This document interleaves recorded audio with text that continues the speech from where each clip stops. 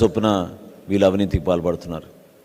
స్థానికంగా మీరు చూస్తే ఇక్కడ ఉన్న సలహాదారులు ఏ విధంగా దాదాపు 680 కోట్ల రూపాయలు వీళ్ళు ఈ 5 సంవత్సరాల్లో ఖర్చు పెట్టి ప్రభుత్వ ధనాన్ని దుర్వినియోగం చేశారో ఇవన్నీ కూడా మీరు చూశారు. మేము జనసేన పార్టీ నుంచి మేము వీటన్నిటి కూడా వివరించుకుంటూ వచ్చాం.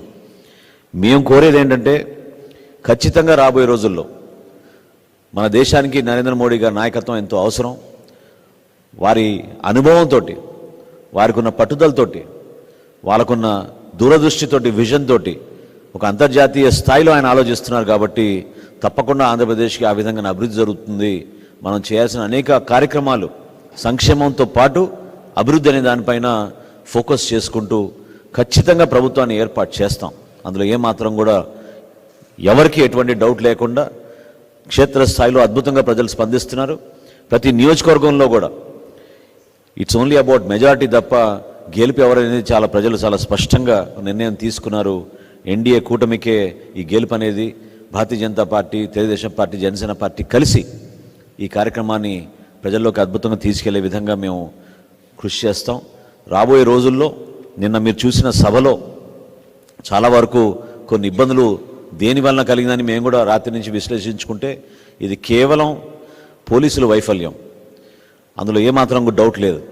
మేము అనేక సందర్భాల్లో అక్కడ స్థానికంగా ఉన్న సెక్యూరిటీ మెజర్స్ పైన, మా కోఆర్డినేషన్లో జరుగుతున్న కొన్ని అంశాలపైన మా నాయకులు అక్కడున్న పోలీసు అధికారుల దృష్టికి తీసుకెళ్ళినా కూడా అసలు ఊహించని విధంగా వాళ్ళు ప్రవర్తించుకుంటూ వెళ్ళారు.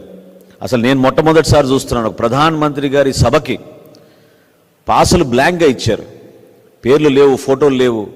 అసలు జిల్లా కలెక్టరు, ఒక జిల్లా ఎస్పీ ఏ విధంగా అట్లా సంతకాలు చేసి పాసులు ఇచ్చారనేది ఈరోజు జనసేన పార్టీ నుంచి మేము ప్రశ్నిస్తున్నాం. ఈ చాలా సీరియస్గా తీసుకోవాల్సిన అంశాలు. దేనికోసం వీళ్ళు ఈ విధంగా ఇంత రెక్లెస్గా బిహేవ్ చేశారు?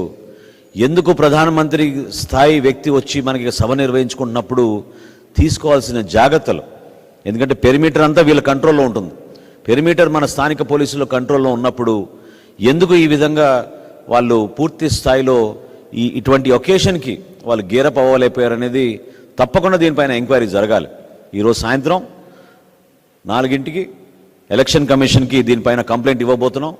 తప్పకుండా ఎవరైతే అధికారులు దీంట్లో నిర్లక్ష్యంగా వ్యవహరించారో వారిపైన తప్పకుండా చర్యలు ఉంటాయి రాబోయే రోజుల్లో అనేది నాకైతే చాలా బలంగా నేను కోరుకుంటున్నాను.